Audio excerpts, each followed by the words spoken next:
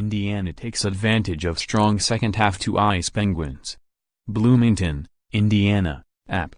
Juwan Morgan scored 16 points and Robert Johnson added 13 to help Indiana close out its non-conference schedule with a 79-51 victory over Youngstown State on Friday night.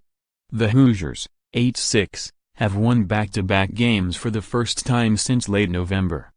Jaylen, Benton and Bohannon each had 10 points to lead Youngstown State, 2-11, which has lost 9 straight. Indiana took control by opening the second half on a 15-4 run that extended a 9-point halftime lead to 44-24. The Penguins couldn't get closer than 17 the rest of the game. But it sure wasn't pretty. Both teams struggled with shooting and turnovers in the first half. Aside from Indiana's 7-0 run midway through the half and the Hoosiers' 7-2 run to close the half with a 29-20 lead, not much went right. Indiana and Youngstown State were a combined 2 of 23 on three-pointers in the first 20 minutes.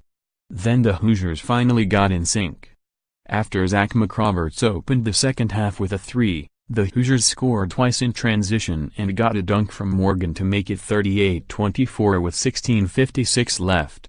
Indiana extended the lead to as many as 28 points. Big picture Youngstown State, the Penguins have struggled mightily all season and Friday was more of the same. Once they trailed by double digits, their shooting struggles never allowed them to even challenge Indiana. Youngstown State has lost its last 5 games by at least 16 points. Indiana, the Hoosiers can't afford any more ragged starts when conference play kicks in. Still, the ability to adapt and fight through a ragged start could be crucial to their success. Indiana still has a long way to go as non-conference losses to Indiana State and Fort Wayne revealed. But it also has promise as the Hoosiers demonstrated in upsetting Notre Dame. Key numbers: Youngstown State shot 31% from the field in the first half. The Penguins missed their first 15 threes, made their next 2 and missed their last 8 to finish 2 of 25.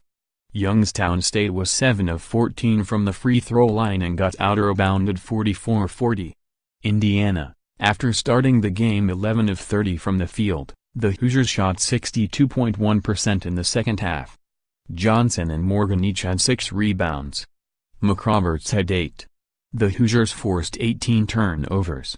Fond farewell before the national anthem, Indiana paid tribute to one of its most famous alums, Dick Enberg, the longtime play-by-play announcer who died December 21 at age 82. Enberg earned a master's and doctorate degree in Bloomington and was the first voice of the university's radio network. He called football and men's basketball games from 1957-61. Public address announcer Chuck Crabb also noted Enberg always made time to help students and personally called Coach Archie Miller after beating Notre Dame earlier this month. Up next, Youngstown State wraps up a 6-game road trip at Cleveland State on Monday in the Horizon League opener.